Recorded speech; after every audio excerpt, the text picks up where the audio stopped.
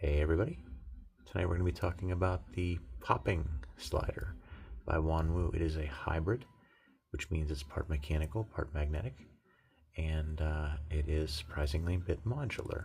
And when I say that, I'm not talking about just this button, which is interchangeable with about 2 other different styles, but the fact that you can take this apart, put it back together, and it behaves slightly differently. I'll show you how to do that. So we'll do the usual. Please stick around.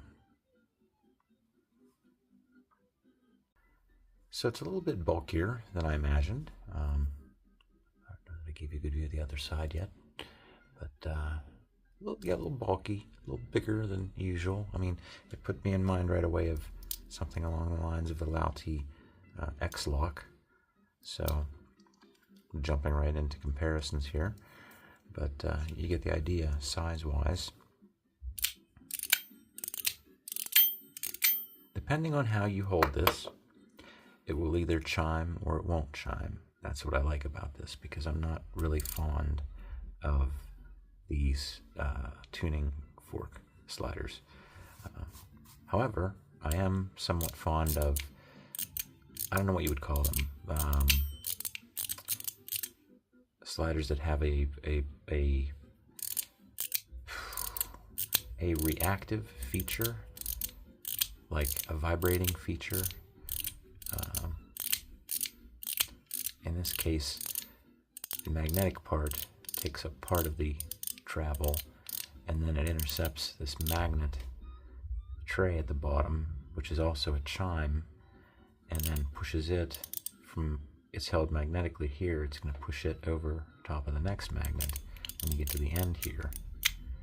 And whether or not you apply pressure with your thumb determines whether or not this is going to be chiming. I prefer it not to chime, so I press down on it a little bit. If you want it to chime, you can push it from the behind or from the front, and you get a little bit of a chime. Not a very good chime. I'm not fond of these tuning fork sliders at all, really. I don't like the bell sound at all. But when I saw this reviewed, I think it was Kyle Spencer on his channel, which is Fidget Focused, he pointed out how it doesn't have to make a noise like that. At least that's what I remember. And I took a chance and got one, and I'm pretty happy with it. So like I said, the size is a bit bigger. I've gotten used to most mechanicals being just a little bit smaller than this. We'll do a full comparison here in just a second. But yeah, otherwise, interesting piece. Pretty happy with it so far. Let's get comparisons out of the way. We already did the X-Lock. Bring out the other 2 most popular. I think they're the most popular, so probably the best to compare with, Mackie CP3.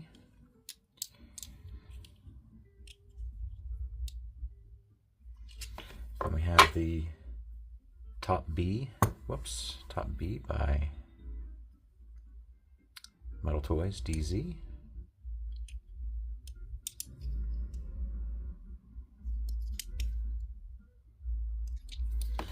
And then these are not likely to be had by everyone, but I brought them out because they are similar in a sense that they have that reactive feature, whether it's a sound or a vibrating feature. This one could be called a tuning fork slider. It has this tuning fork in here. You can see it from that side. You can see it's screwed in on this side, and then it hangs in midair all the way through this underneath. And when you can't hear it so much as you can feel it. So it's more of a sensory, a touch thing, for me at least. And to be honest, I've never been really impressed by that feature. So that's in the same family. If you happen to have it, it's a JUZH EDC. Some people call it the Triassic. Now, when I did my videos about it, it was just called the multiple track, because it has 2 tracks. And boy, is this one of the most complicated pieces ever to take apart. If you happen to have one, we'll go ahead and compare it.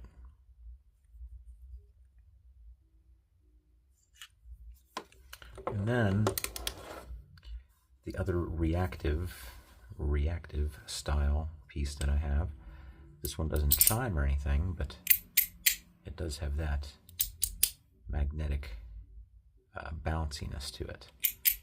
So I don't know, it was a toss-up between describing it as reactive or I don't know, vibrating, the vibro sliders.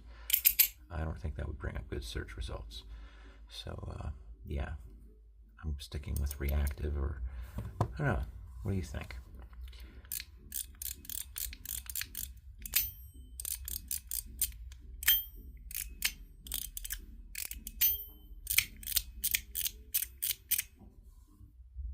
We'll do a little side by side with this one. What is this called? The pop-up. This is called the pop-up by JUZ EDC. Same company as the one I just showed you. And I think that's all we have to do with comparisons. We'll go on to weights and measurements. Okay, we'll do measurements first. I just realized that this thing has magnets in it. I didn't bring my little box with me. About 60 millimeters tall, about 25 wide. Let's go with not including this button, which sticks out a little bit. We're at about 14 tall there, with the button, and the button may change depending on what button you have. With the button, just a little over 15. And I think that is it for measurements.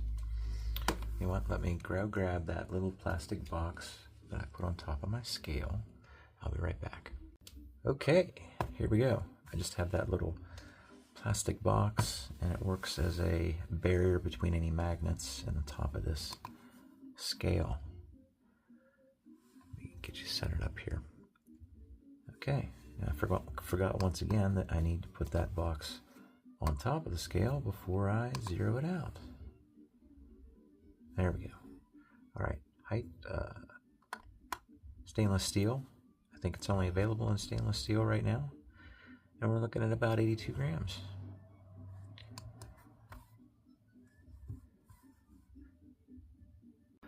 So like I was saying, this does come with different button heads. That comes off by magnet, and you can replace it with one of these two styles over here. I'm sure they'll have other styles, but that's what's available now. And you know, I forgot to look at the pricing on those, but I think INS Works has them. I bought mine from I forget where I bought mine, but the link, non-affiliated link, will be in the comments. If they're out of stock there, just look at some of the other places on AliExpress. I'm sure you'll find it. Like I said, for INS Works, I believe has it. And I'm happy with what came with it. You can also get this piece here.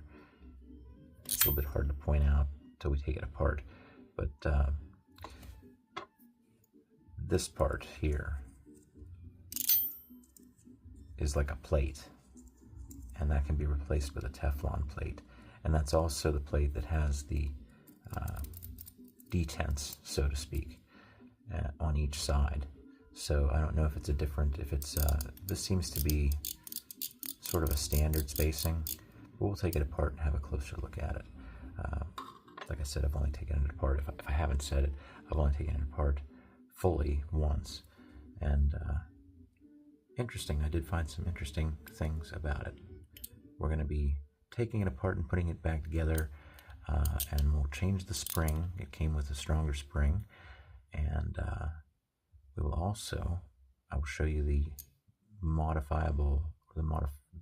the way to modify this for slightly different behavior, which might be right up your alley. We'll do that last. Let's do what's in the box. Okay, we've got your somewhat standard Wanwu box. inside the box, this is the vacuum seal bag that came in. Then another little bag. And this is a nice assortment here. Let's just get in here and see what is in the bag. We have a T6 tool. We have some parts, and then those are just some stickers, so we won't go into those in any detail, but the parts are interesting. There are two, like I said, there's a spring and 2 balls on the inside here, so you get an extra 2 balls, which are black ceramics, and an extra 2 springs. I don't know if they're different strength than this, but I think they are. And then 4 of these larger balls, which I'll show you are part of the interior of this, but it's difficult to see how those are changed out. At least I haven't figured it out yet, but we'll get there. Let's go ahead and pop this puppy apart. Okay, like I said, that was a T6 tool. I have a T6 tool, Torx bit inserted here. This comes off with your finger. Make sure I'm in frame. I'm always putting stuff right outside the edge of the frame. It drives me nuts. Okay, there's 4 screws to remove. They're all on the back. Just apply a gentle amount of pressure here to keep things together. It's not going to go flying apart on you. And I did notice when I took this apart the first time that there was a significant struggle to get the screws out. And this one doesn't show it, but one of these will probably show it. A bit of white adhesive. So when you initially take these screws out, you know, it may be coming in out of the cold, I don't know. But when you initially take them out, turn it very, very slowly, because I don't know if you'll remember the story or not, but taking this thing apart, those were glued in, and they were glued in so good that when I twisted them off, I twisted the heads right off one of the 2 screws. And I think that came through GO1, and they were kind enough to get me the whole replacement piece. This whole top piece needed to be replaced, this part that I'm moving right here. But turn those out slowly initially, because the adhesive might be pretty strong. But now that I've taken them apart before, it's not an issue at all. Alright, there we got 4 screws. Let's go ahead and take this puppy apart. You just sit it back down on the table and gently lift off this plate cover.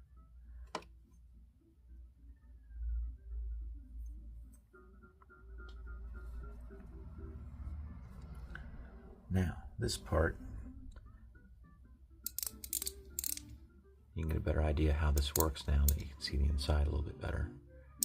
So the button slides back and forth on top of another piece that slides back and forth. So when it gets to this edge, the whole thing has to pop forward. But what we want to do now is take this whole part out, and you can do that. There's a little bit of a notch, not so much a notch, but a place to put something to lift it out with. So we will do that. The trusty Swiss Army knife. Just get in there and give it a little bit of a twist. And if you gently lift it off, you've got no worries. Everything will stay together. Now here's one of the mysteries. Get this in focus. These large white balls must come out because we have spares that are that size. But I haven't figured that out yet. And that's a little strange because those 4 white balls actually ride on top of...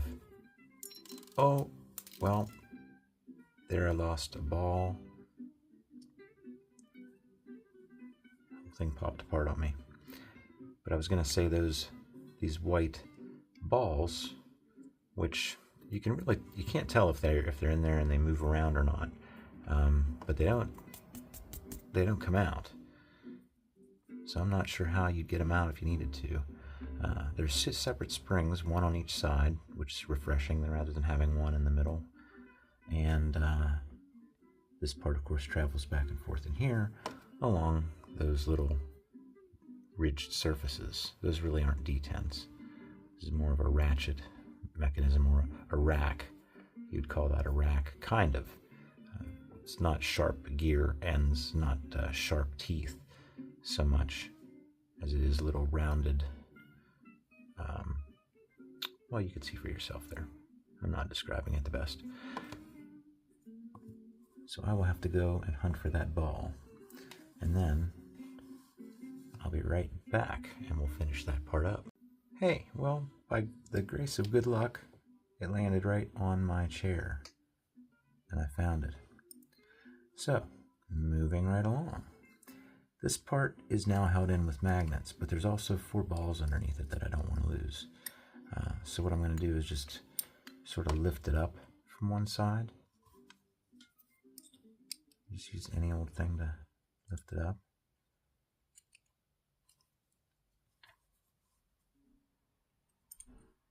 And there you see 4 balls and 4 tracks. And 2 big magnets on either side. And that reflects the 2 magnets on this side.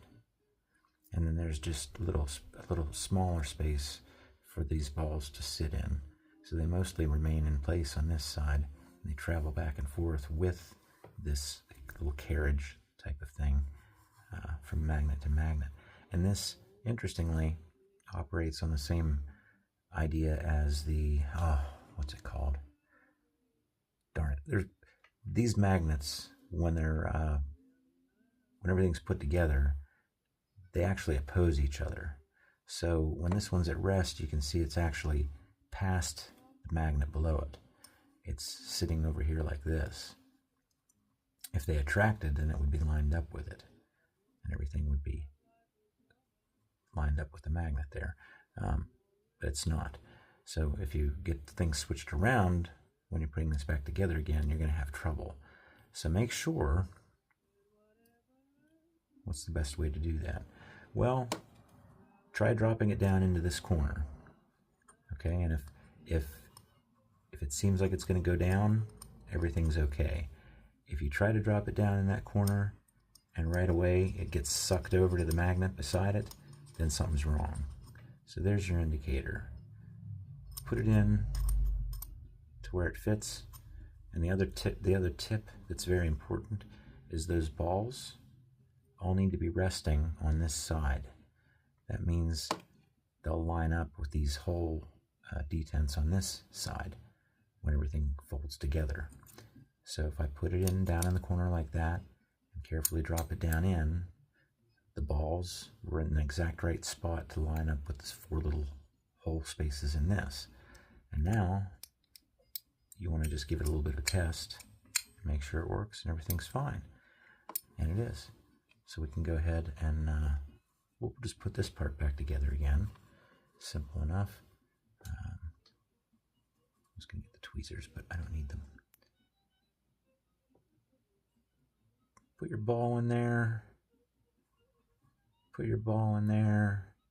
You know what we were going to do? We were going to try this with stronger springs. So let's do that. Let's just take this out. I don't mind if this video goes a little longer than usual. I expect you guys to fast forward through stuff if you need to. I'm not here to make money, and I am monetized, but let me tell you, the money's not rolling in. Not 1 penny. And I don't expect it will anytime soon. And when it does, it won't be very much if it does. Let's see if these springs are even any different. Just do the old touch test. Nah, they're the same. They're the same. And the black ceramic balls are the same. The big white balls are the same as on here, but like I said, I don't know how to get those out. They're staying in on their own, that's fine. The unusual thing is those ride on, by the way, I am Wanwu number 503, but these 4 little balls ride on these 2 tracks, which is weird because these 2 tracks don't appear to have the same diameter as these balls do. Maybe they do, and I'm just not seeing it. But anyhow, that's how that works. That slides back and forth like that. So, let's go ahead and put everything back together again. Springs go in the sides of this little, what appears to be a, I don't think it's Teflon. It doesn't feel soft as Teflon. Might be though. It would make sense if it was. Now I'm just going to take one black ceramic ball and put my finger on it. Take the other one, put it on there, squeeze it from the other side, and it needs to go in like this. I should have thought that through a little bit better, because now I need to flip this over somehow without losing the balls inside of it. So I'm just squeezing the balls in place while I push this down in, and that is all there is to it. Now you don't want to go, you can move this around as long as you press down on it, but don't go bumping it any further than that. When I was using it earlier, I'd sit it on its side when I was working on things like that. You could sit it down like this and you're okay, but if you sit it down like that, the chances are it's going to pop out and the balls will fly out like I did earlier. So once again, put all this back together again. Let's just recap. I think it's important. So you've got those 4 little balls traveling in those tracks in there. I just lost one. You want to make sure that they're all resting on the same side, which in this case is this side. Now, did this thing get oriented incorrectly while we were talking? I don't remember. Let's find out. What we want to do is drop it down into this corner. If it seems like it's dropping down in there without any problems, everything's good. If you put it in this way and it gets sucked over towards this magnet, that's not good. So once again, balls are going that way. This goes down in the corner. Gently lay it down in there, and Bob's your uncle. Now all we have to do is take this piece and place it down in here like this. I'm going to move this up. Did it again. How lucky were we this time? Still very lucky. Here's a ball and here's a ball. Okay. Part of the adventure.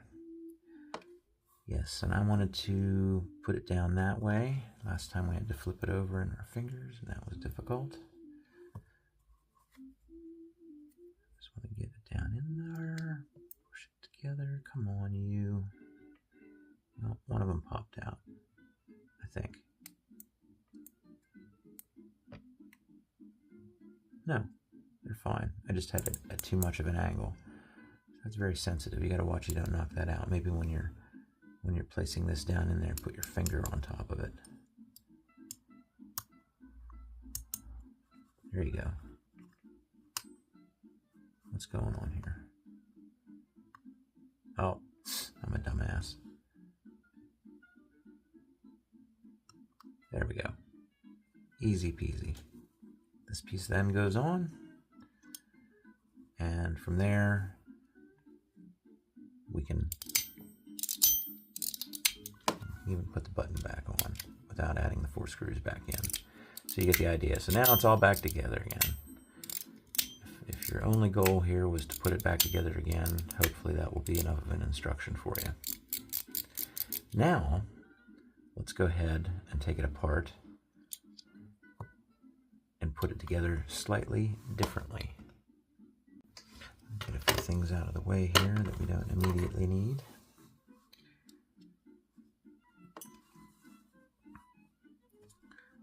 And that seems to be coming out pretty easily without prying at it.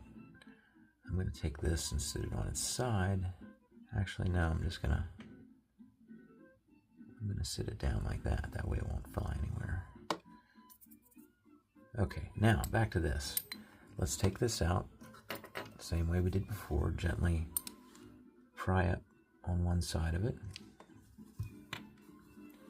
Lift this piece out.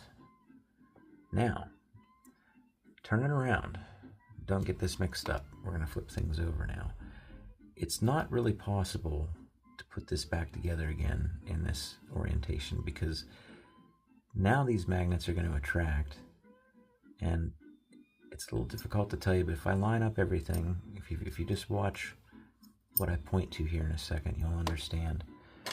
So when the magnets are lined up with each other, these 4 detents, if we transpond them, what's the right word? If we extend their center lines over top of these grooves, that's right in the middle of the groove. And it would be very, very difficult to get all these balls to stay right in the middle, because you see they won't stay without.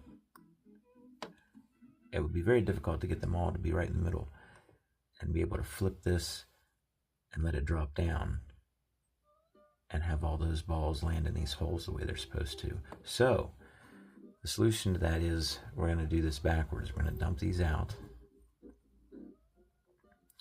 I'm being careful now to keep the orientation. Right now this should attract. It does. Now it's in the middle. Your little sneak peek. It's going to behave like this now. So let's get that back out again.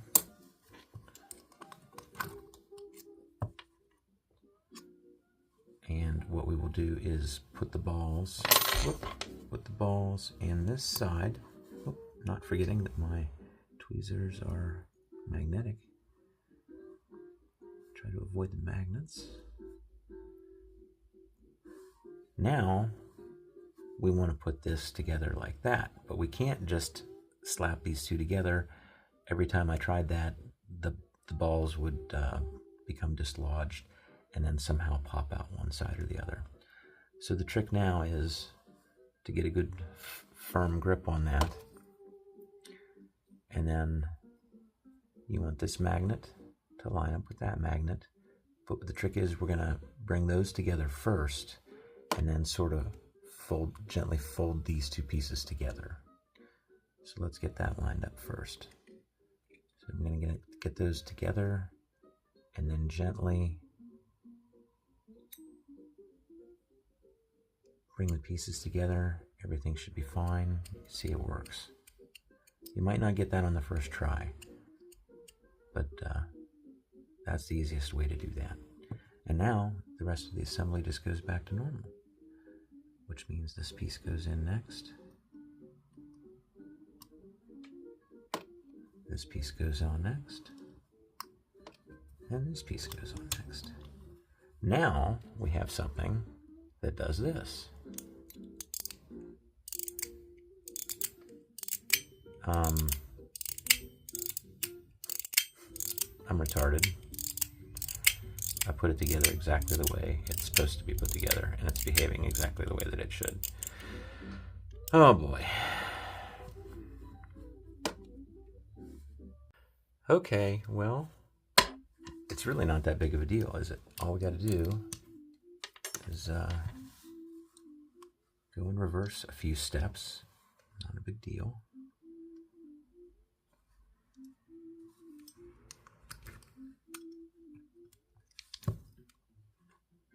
So what I wanted to do is have it lined up like that. So I'm going to dump these back out again. And then put them back into this side.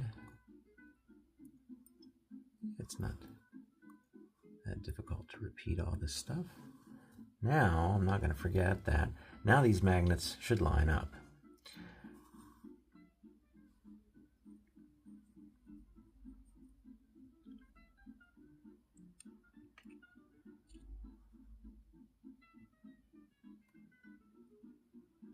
Gently bring those together. There we go. If If you push down on one side of this, it might pop up, so I wouldn't do that. I'd just test it, hold it on both sides like this and test it. Everything's working fine. Now I can put everything else back together again. I'm going to move this just a little bit more towards the middle. Okie dokie. That wasn't so bad, was it? Okay, now here is the big reveal.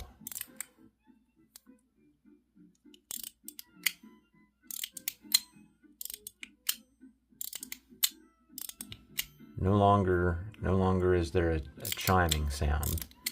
What you basically have is something that gives you 1, 2, 3, 4, 5, 6 clicks, and then you'll encounter some springiness in either direction.